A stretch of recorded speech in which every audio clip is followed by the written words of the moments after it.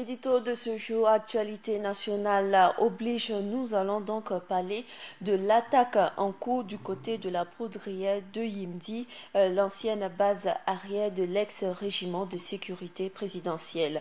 Il faut dire que c'est une attaque dont les assaillants n'ont toujours pas été identifiés et à noter que la gendarmerie et la police nationale, donc nos forces de sécurité, sont déjà sur les lieux. Bonjour Liradan Philippe Ada et bienvenue sur le plateau. Bonjour Alida et bonjour à tous. Une semaine après l'attaque survenue sur Kwame Nkrumah, voilà on se réveille très tôt ce matin à Ouagadougou avec une autre attaque du côté de Yimdi et à notifier que les assaillants n'ont toujours pas été identifiés. Que se passe-t-il? C'est les informations que nous disposons pour l'instant. Très tôt ce matin, effectivement, il y a actuellement en cours une attaque au niveau du camp du dépôt de munitions de Yimdi. Ce qu'il faut dire déjà, c'est que Yimdi est situé à quelques 18 km du centre de la ville de Ouagadougou, sur l'axe Ouagadougou-Bobo-Dioulasso. Voilà. Et les assaillants n'ont toujours pas été identifiés, mais ce qu'il faut retenir, c'est que c'est un lieu de dépôt de munitions qui, au préalable, était en tout cas gardé par l'ex-régiment de sécurité présidentielle. C'est ce qu'on peut dire sur ce lieu de dépôt.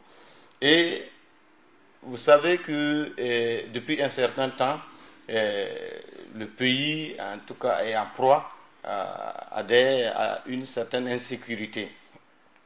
On ne peut pas faire déjà une lecture et peut-être la lier aux anciens détenteurs, aux anciens locataires du lieu, de ce lieu de dépôt. En attendant la confirmation. En entendant la confirmation. Voilà. En entendant la confirmation. Mais il faut faire une lecture globale que le pays est depuis un certain temps en proie à l'insécurité. Et nous avons en mémoire ce qui s'est passé la semaine dernière, c'est-à-dire le 15 janvier dernier, le vendredi 15 janvier dernier. Et tout le monde, certainement, les riverains, quand ils ont entendu les cris, certainement cette chose est revenue et ces douloureux événements sont revenus dans les esprits. Des souvenirs très récents, donc la psychose est peu à peu en train de prendre place à Ouagadougou, on a l'impression. Ceci dit, on va parler un peu de ce qui se passe dans notre pays avec l'attaque très tôt ce matin. Le couvre-feu, rien qui a été déjà ramené de 1h à 4h du matin et c'est très tôt que cette attaque s'est déroulée. On a vu après l'attaque du 15 janvier, on a déployé nos forces de sécurité du côté donc des frontières pour renforcer la sécurité à ce niveau. Est-ce à dire qu'à Ouaga, tout est tranquille ou on a l'impression que la sécurité... Nous voyons ce que vous voulez dire. Nous avons eu l'occasion la dernière fois d'assister à la passation de service entre le ministre de la Sécurité entrant et le ministre de la Sécurité sortant.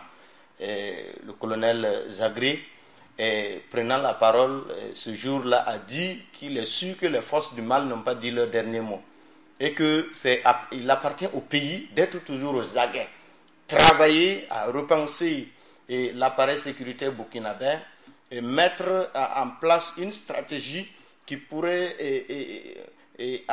quand il y a, en tout cas, parer à toute éventualité. Parce que ces gens, que ce soit les terroristes ou tout simplement ceux qui s'en prennent, qui s'acharnent contre le pays, ont des stratégies. Et ils ne mènent pas une guerre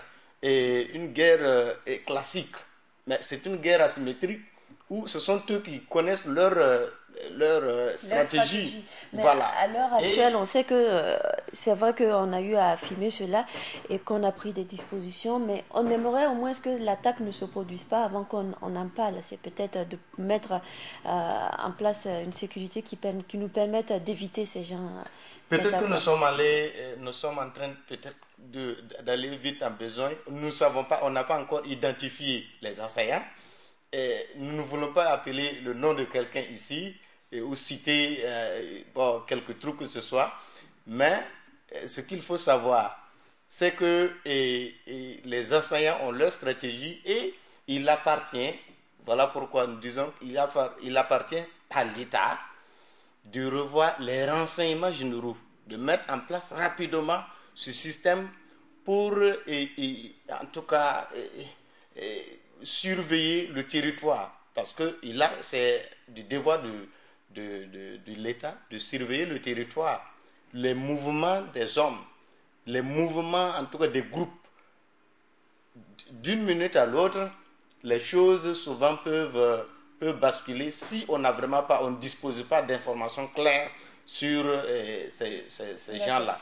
Parce que nous disions tout à l'heure qu'il y a de nombreuses personnes qui sont dans la nature, qui n'ont pas été mises aux arrêts suite à des événements que nous avons connus.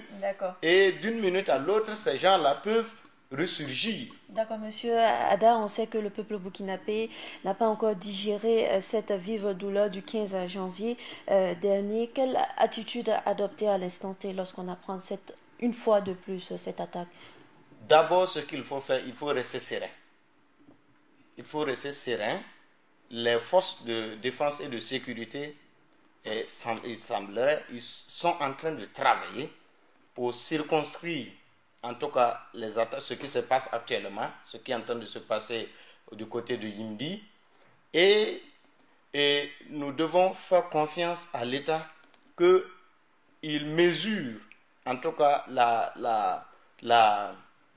il mesure l'ampleur de la situation et qu'il va prendre rapidement des mesures pour garantir la sécurité de tous les citoyens burkinabés et des habitants de tous ceux qui vivent au Burkina Faso. Merci. On a parlé tantôt également dans la question d'actualité concernant les attroupements au niveau des forces de sécurité qui sont prêtes à donner donc l'assaut. Il faudrait peut-être éviter de se rassembler au niveau de Yimdi pour empêcher cet assaut. Tout à fait. Nous avons vu cela avec les attaques. Avec les attaques de vendredi dernier, il y a des gens, pendant que les forces de défense et de sécurité peaufinaient leur stratégie, ils sont allés s'attrouper.